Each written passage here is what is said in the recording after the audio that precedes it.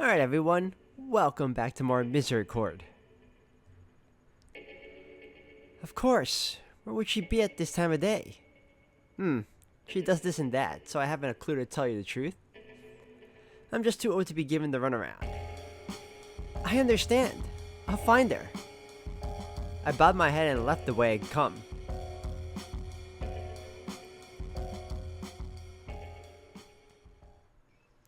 It turned out I didn't have to go very far.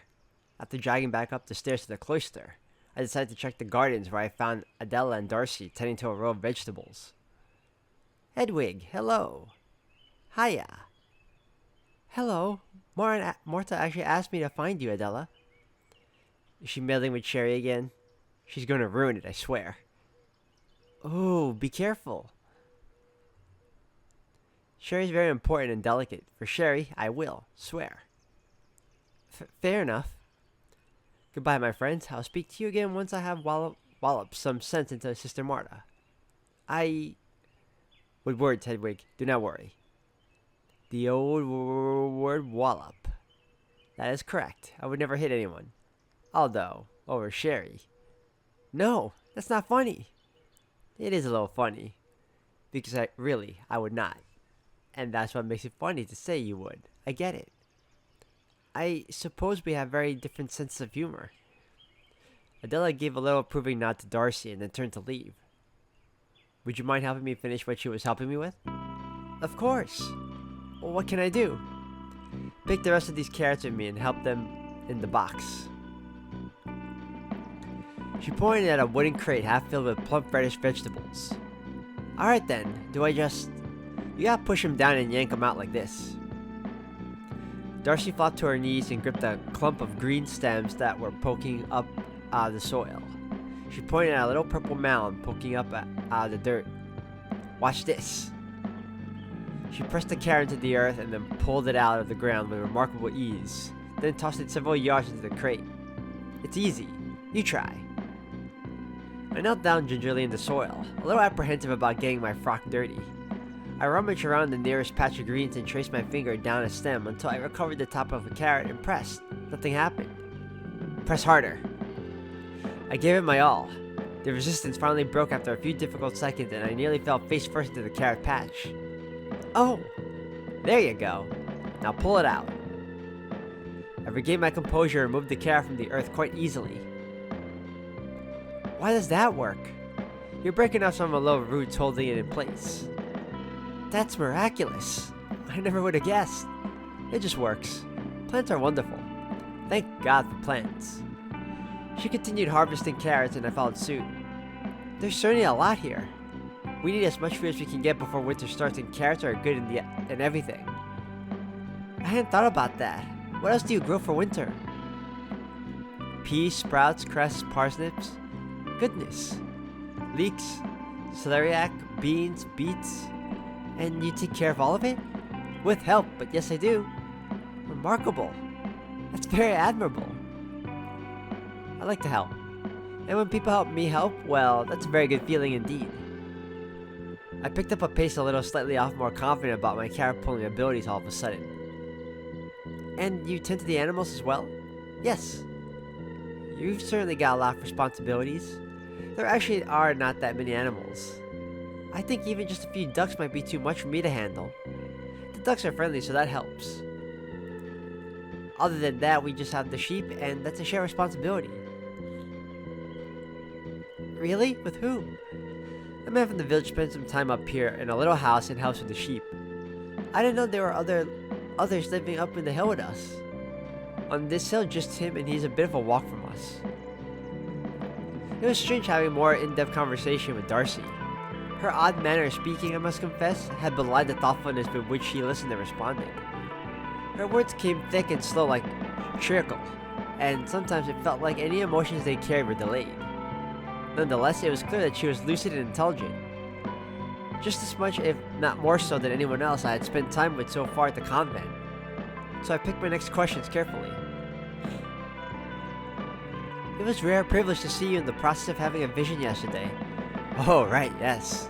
Was it now? Yes. That's a beautiful, powerful thing. I wish I could remember them. Eustace writes them down for you, doesn't she?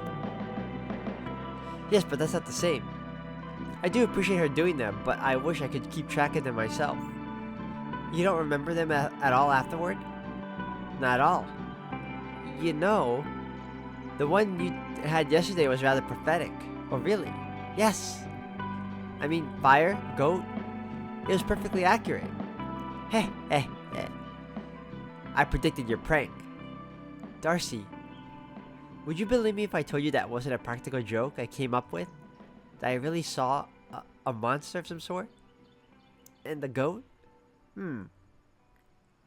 Probably not, but go on. I promise you I did. Well, you know me, I do think this place is haunted. But I'm not sure I've seen anything like that. It's a little haunted here, but not a goat sacrifice haunted. So that would be strange. I suppose a practical joke is more plausible. But if it wasn't your prank, whose could it have been? Well, that's just the thing. I don't know. An idea came up to me in a flash. Do you think I could read Eustace's full journal about yesterday's vision? Perhaps there had been some other clue written down in there that I had missed. Something that could help me determine what had really happened. Or at the very least, comfort me with the knowledge that I was not truly being pursued by ghosts or devils. No. You'd have to ask her. Really? It's your vision. It's Eustace's writing. Fair enough. There was a long pause. That was the end of that matter, evidently. So does the Abbey keep any goats? No goats, just sheep and ducks. I was just curious, honestly. I was under the impression that goats were common fixtures at abbeys. The same books that had led me to assume that the abbey I lived in would follow some sort of structural plan had also painted a rather specific picture of their inhabitants. Not having any goats to tend to was at least not as egregious as condensing the hours, but it did complicate my understanding of what I had seen the night prior. Then again, I suppose Darcy would have noticed if a goat had gone missing. Would you like to meet one? Meet a goat? Yes, because I can probably arrange that if you want to see a goat. They are very sweet and funny. Last time I saw a goat, it chewed on my sleeve and took a big hole out of it, and I had to get Moira to sew it back up. And I had one sleeve with slightly less fabric than the other sleeve, so it looked funny. That does sound very fun. But no, I was actually curious because if I had seen a goat, where would it have come from? An impish grin crept over Darcy's face as she loaded carrots into the crate. I think I know where this is going. You've been having me on a bit, haven't you? We're working on a new practical joke. No. See, I know you had to be joking when you said you saw a goat because there are no goats here, so you couldn't have seen one. But if you wanted to really get your hands on one for your new prank, Sister Hedwig. I whipped around to see Angela looming over the vegetable patch, looking as icy as ever. Yes, Sister Angela?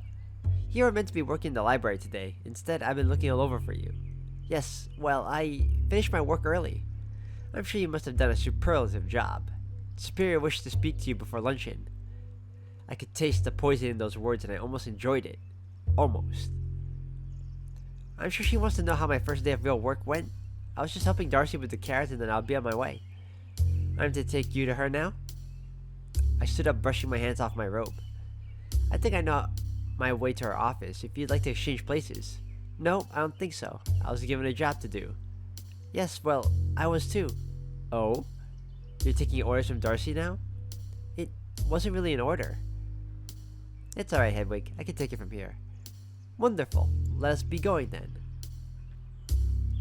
I tossed Darcy an apologetic glance that I'd hoped she caught as I followed Angela away from the garden.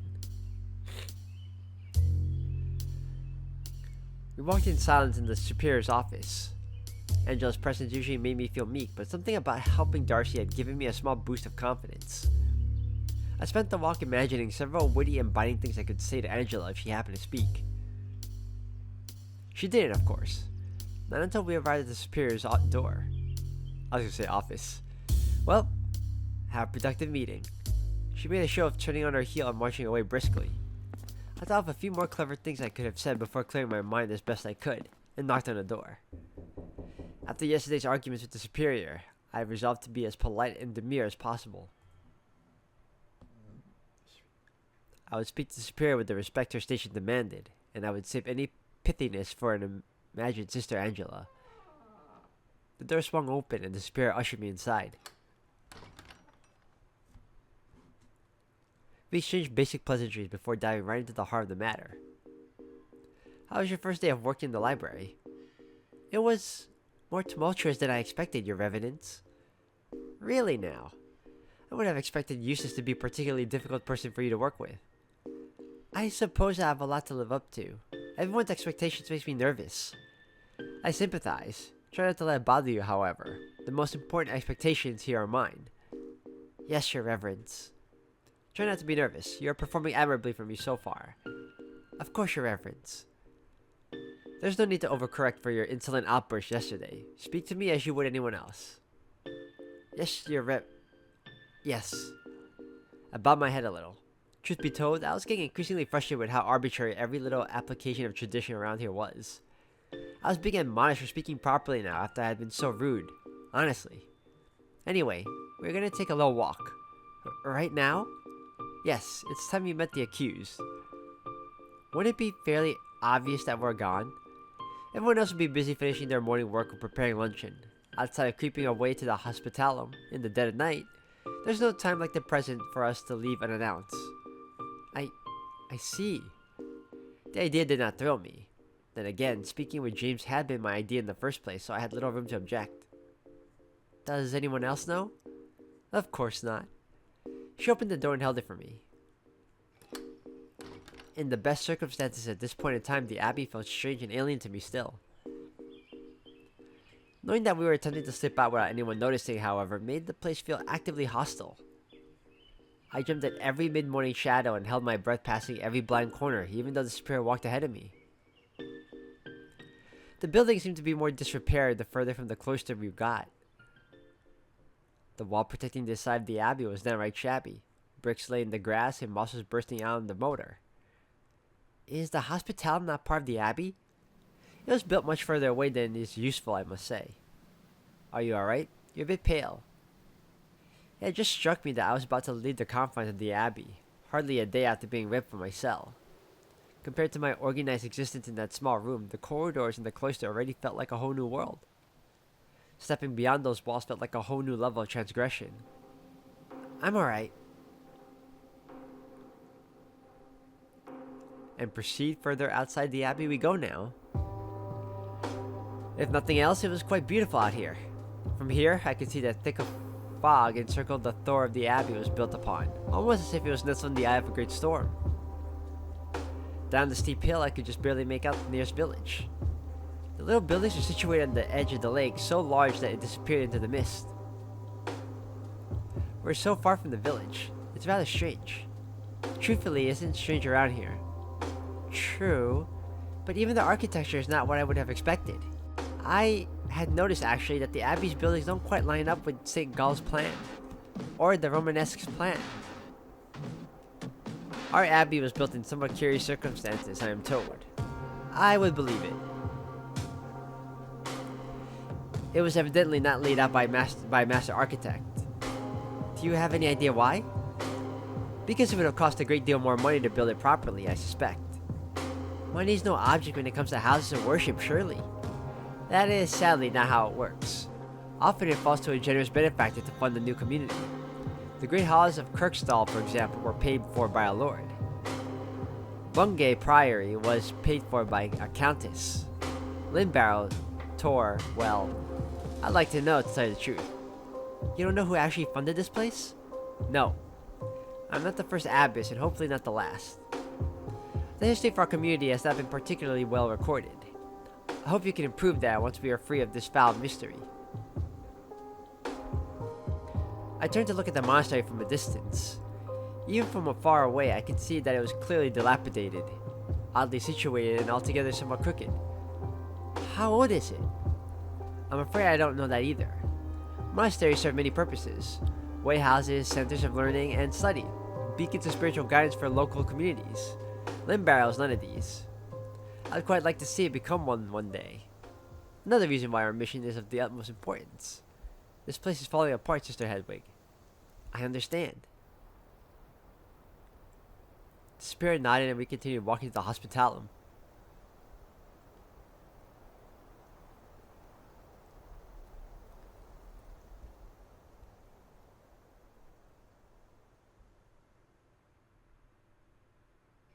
Oh, that's pretty small. The hospitalum was an odd little building. It looked like a piece of chapel that had been broken off and placed in the middle of a field, with nothing but a beaten path indicating that it meant to be a part of any larger community. I was somewhat relieved that it was not readily visible until we had crested a small hillock during our walk. We did not go in through the front door. Instead, the spirit bade me to follow her around to the back of the building to a smaller door. I could see a hole there, where the wall of the building met the ground as we walked past. This really was a haphazardly constructed place. Watch the stairs. They are quite steep. She produced the same keyring that had taunted me so when I heard it in my cell, and it was impossible not to gasp as the door swung open and I saw what lay inside. A stone staircase led down into what looked like a cellar. Only, there were iron bars splitting the room in half. I dreamt as a figure scurried out of the dark corner of this horrible room. He looked panicked, slightly younger than I, to be sure. His clothes were rumpled and his hair was messy. There was a putrid stench lingering in the room that I did not want to guess the source of. He might have had a boyish charm under better circumstances, but imprisonment had clearly taken its toll. I was struck with a rush of pity when our eyes met. He rushed forward, throwing himself against the bars and gripping them with bloodied fingers. He pressed his face between them to bring us as close together as he possibly could. Oh, thank God. Step back, boy, if only a little. I couldn't bend these bars. Believe me, I tried. Nevertheless, his eyes darted between the superior's and my own a few times before he relented. He took a step back and breathed deeply. He really was a pathetic sight to behold. This is Sister Hedwig. She would like to ask you some questions. Questions? What bloody questions could you possibly ask? Did you kill Sister Catherine? No, I didn't kill no one. He paused for a moment, looking me up and down, and then turned to the superior. That's it? You held me here for how long and had me wait in this shithole while you promised to get me help? And you bring me another nun to ask the same goddamn questions I've answered over and over? Have you no shame? I'm sorry. If you were, I wouldn't be locked up in here. Hedwig, I will wait outside. Conduct your questioning with some haste, so we can be back in time for luncheon. What do you want? You sure you did not kill her? You promise? What good is my word? You've already decided. You have no evidence, but neither do I. Well, it would matter to me. The mouth that lies kills the soul, as it is written. Aye, that they do. Are you a God-fearing man? As much as anyone around here is. Then would you promise me you did not kill Catherine? It doesn't matter what promise I could offer. Promise me! The stable boy recoiled in shock. I was surprised myself. I'd stamped my foot down so hard I kicked up dust from the filthy cellar floor, and it lingered in the air for a while as the young man and I stared at each other. I promise. I swear to you I've never killed nobody, least of all some poor woman. I believe you. Fantastic. And where does that leave us? I have more questions. Of course you do. Why were you here that night? I made the mail and supply delivery sometimes from the village. At night? Not usually, no. I'd forgotten something in a letter. I saw a leg in the dirt when I got to the bottom of the hill and came back first thing next morning to deliver it. What was in the letter? How should I know? I'm no murderer, and I'm not a thief neither. Of course. That was a silly question.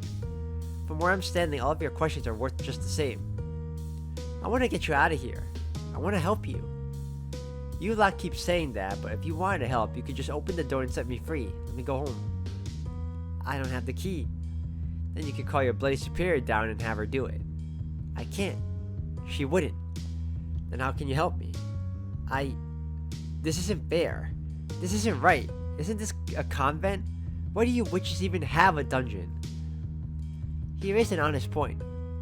For extreme situations like this, I suppose. Will I ever see a judge? Or do you lot still do the ordeals around here? I don't know. Fat lot good your help is to me then. I want to prove your innocence. Who to? To everyone. Superior says she believes me as well. If you believe me, that's well and good, but clearly something else is keeping me here.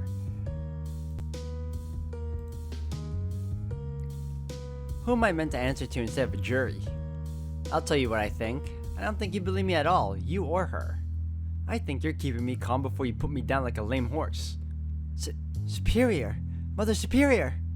The door swung open after a moment. Are you finished? No, I have a question for you actually. Very well. Well, why can't we just let him go? I would have thought that was obvious. Justice must be done one way or another, lest we risk open revolt from the other sisters. They want blood one way or another. So what happens next if you don't prove my innocence? The bishop will decide. The bishop? Yes, he has been informed of the general situation. When he makes his usual visit at the end of the month to deliver the sacraments, he will deal with it, along with any other business. So, no matter what, somebody's gonna be handed over to him? Yes, and I want it to be the right person. I will wait outside once more for you two to finish up. Do hurry. This is hopeless. You're no constable.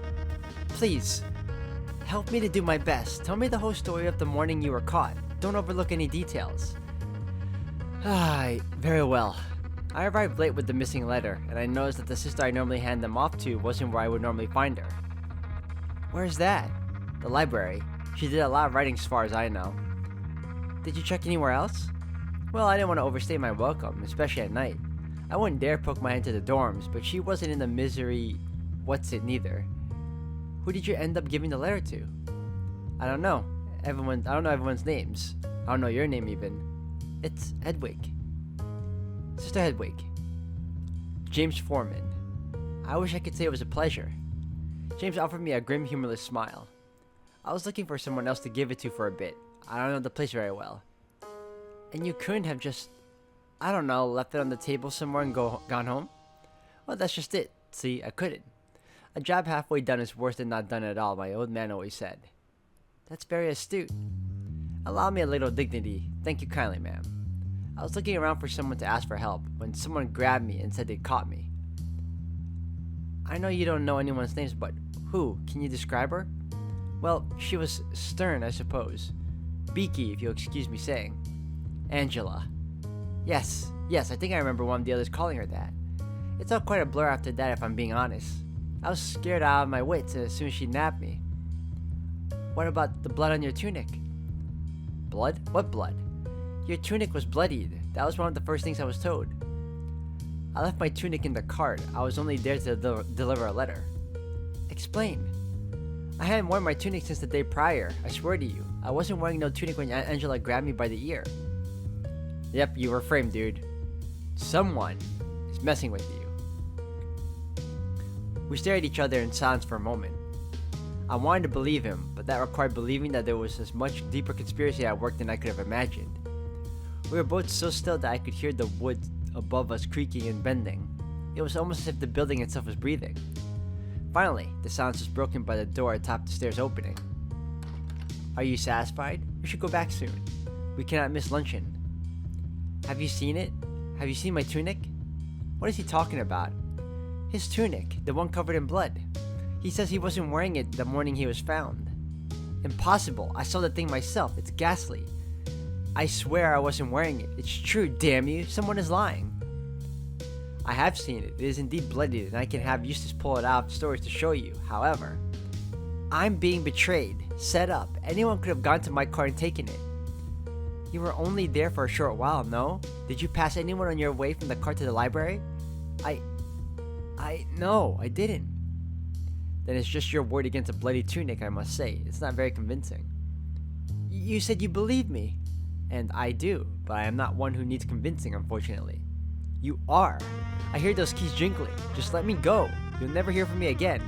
I'll run away, find another job somewhere. You will do no such thing. Curse both of you then. Some help you are. Is there anyone you know who you think might have had it out for you? I just can't imagine anyone doing such a horrible thing. No. No? No. Well, that will have to do for now. I hope you learned something useful, Hedwig, for all our sakes. Wait. There's one more thing that may help my cause. Someone can vouch for my not wearing the tunic that morning. Who? Sister Catherine. The other one. I thought you didn't pass anyone on the way in. She was in the library when I went up there to find Catherine. The other Catherine. God rest her. Well, it is certainly not much, but it might be a start.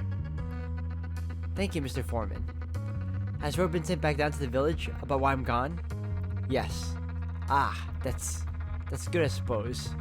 And have you any word back? I have not. Shame that. He looked utterly defeated, so much so that I could not bear looking at him any longer.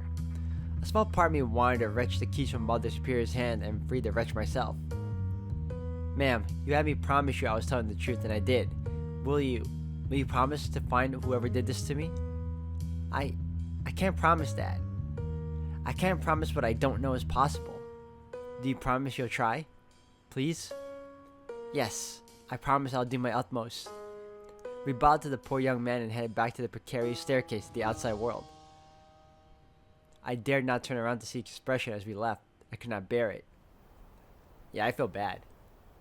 That guy has like the worst luck. The spirit and I didn't speak on the walk back to the abbey.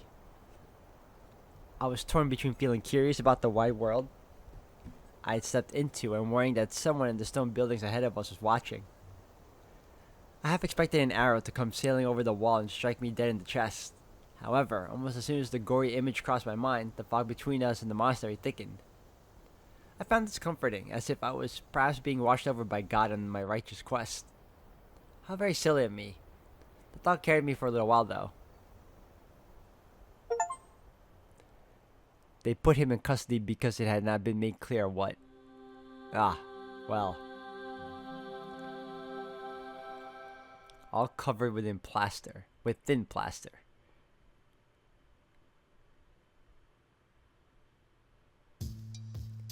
Luncheon is going to be late today. I see. What happened? Well, a cat happened, I think. After a brisk walk through the grounds, the superior and I had approached the rectory. According to her, we had made perfect time. However, the rectory hall was empty when we arrived. Now, Darcy was explaining to an increasingly bewildered superior that Limbarrow had yet another mystery within its walls. A cat? I was roasting the duck when I heard some rustling and then some pots fell over behind me. Oh dear. It could have been a ghost, and I was wondering if it was a ghost at first, but then I heard a meowing, so it was probably a cat. That is a relief, at least. Could be both. Anyway, while I was picking up the pots, I think I tried to eat the duck because I heard it yowling, and then I ran out the door. Poor thing, probably singed its whiskers. It's a disgusting little creature, and I won't have it bringing the plague in here. I'm not taking any chances. I'm making a new lunch, that's why I'll be late. Good. Is someone looking for the vermin? Eustace. Godspeed to her. Is everyone else informed of the delay? Nearly everyone was milling about outside the rectory ready for lunch, so I had to disappoint them. I think Adela and Marta are still in the cellars. And I suppose Moira was on her way to the bell duty. Well, it seems like everything is in order. I look forward to the meal. She nodded at Darcy, who didn't seem to be paying her any attention, and then ducked out the kitchen. Yes, Soup, everything is in order. That's why someone died. Oh dear, I'm so sorry. You are alright, my friend. I just wish she wouldn't pretend nothing is hanging over all of us at the moment. I understand. Well, what can you do? Some people are just detached from it all. Do you need any help cooking? I have it in order, but thank you for the offer. You were already a big help with the carrots this morning. I gave Darcy a little bow and stepped down to the kitchen. I heard the bell, but there's no food. Oh, there was an incident in the kitchen, so things are gonna be late today. No, I know, but the bell just rang, so... Hello, you two, ready for lunch? No, actually. It's gonna be late today, apparently. Oh no, and I already rang the... Yes. Whoopsie daisy. I've been so busy today. Me too. Ooh, really? What have you been up to? Well, after service this morning, I felt tired, so I took a nap. Oh no, were you up late last night? What do you mean again? Oh, come now, I know you. Don't listen to her, she's crazy. Moira laughed and pulled Flora into a one-armed hug, which Flora seemed to appreciate very little. Given that we had both seen Flora emerge from the Misericorde last night, it seemed that Moira was entirely correct, although I was determined not to take sides. Have either of you seen a cat? Supposedly that's the villain responsible for the lunch delay. A cat? Will we even need one? I've never seen a mouse here. Darcy said one got into the kitchen and was knocking things around. Got too close to the poor fire. Little creature. Just a cat. Do you like cats, Hedwig? Well, I don't know really. I imagine they're quite sweet.